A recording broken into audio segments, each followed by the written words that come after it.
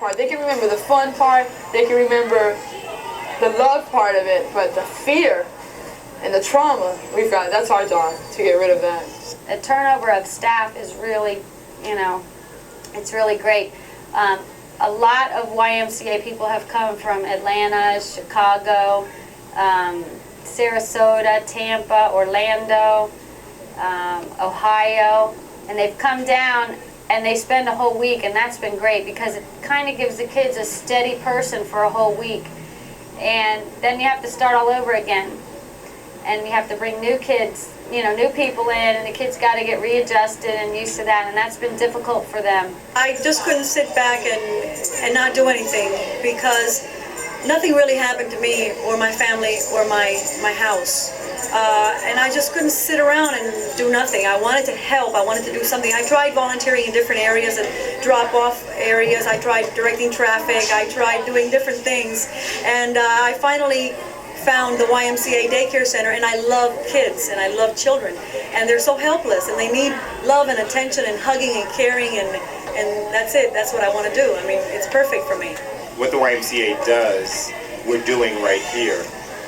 And seeing those children on the weekends, you think about them all week long, and you wonder how they're doing now, where they're living, what they're eating, if they're going to the bathroom, and it kind of makes you anxious to get back here on the weekend because you know you're going to see them again. It gives you a peace of mind just to know that they're okay when you do see them.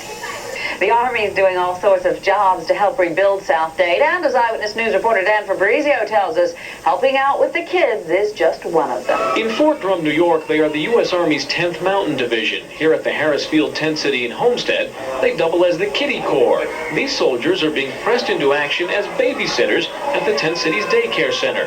You can bet boot camp was never like this. It's a new experience. Do you have kids of your own? No, I'm single. Do they teach you this in the Army? No. This last thing we expected to do was this. At Fort Drum, these soldiers belong to an artillery unit. They are trained to be on the front lines in combat. There's nothing in the Army manual about this. Well, it's fun. It's new, but it's fun. Yeah, because they're in control right now. They'll listen to you. Did you ever expect to be doing this coming down here? No, I never thought I would come down here, to tell you the truth. The Harris Field Daycare Center is run by the Greater Miami YMCA. It's staffed by about 50 volunteers as well. They care for 130 kids a day, newborns to preteens, so moms and dads can get away and get their lives back in order. They need to get their lives back together, and they don't need their children hanging on them every moment of the day.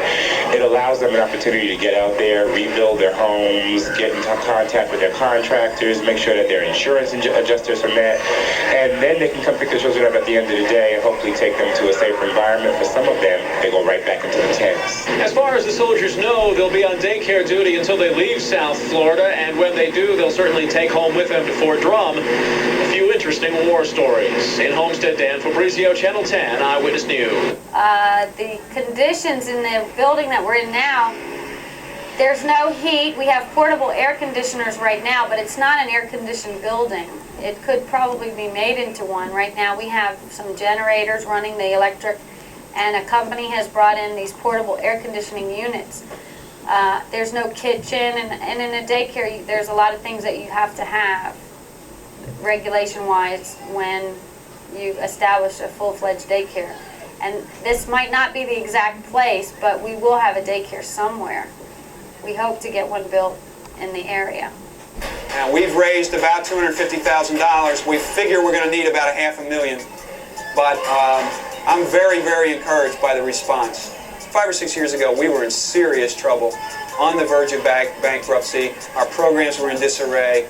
About 3 years ago, a whole new group of staff were brought in to reverse that. It's taken us 3 years to get rid of the debt and reduce it dramatically, to get the programs back up and operating where they were bringing in enough revenue to cover expenses. And this year we had accomplished that. August is our worst month, so we knew that we were going to have a deficit in August. What we didn't know is we were going to have a hurricane August 24th. So even with that unplanned hole in our cash flow, and it stopped our cash flow for 2 or 3 weeks, we're still in surplus. It's modest, but we're in surplus, and we anticipate that we're going to be able to continue to be in surplus as long as we keep raising the kind of money we've been raising to address the efforts with the hurricane victims. If you're a YMCA professional, you're involved in the Y 24 hours a day, 7 days a week, 365 days a year. All of the people that are working here have that kind of spirit. Some of them are volunteers, some of them are paid professional YMCA people from all over the country. Our own staff has been working 7 days a week. I've been working 7 days a week. When the people come in from outside the community, it's our commitment that we're going to take care of them. So I have them housed in my house, other people take them into their homes, so we have them living in YMCAs. 2 YMCAs, they're just sleeping on the floor. We will have, when it's all said and done, over 100 volunteers from YMCAs throughout the country that have come here, some of them taking vacations, some of them taking their weekends, to work for us without compensation from us. And I feel like we've got to reciprocate and tell them how important it is to us that they are here. And that's why I'm opening my home.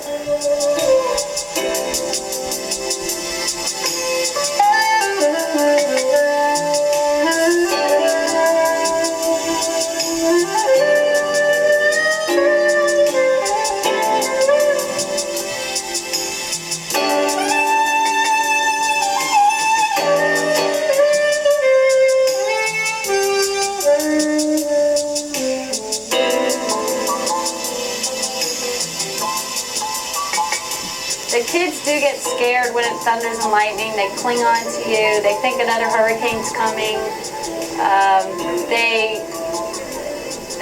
They're scared. Even parents are scared, and even I hear thunder. It seems like it's 10 times louder than it used to be.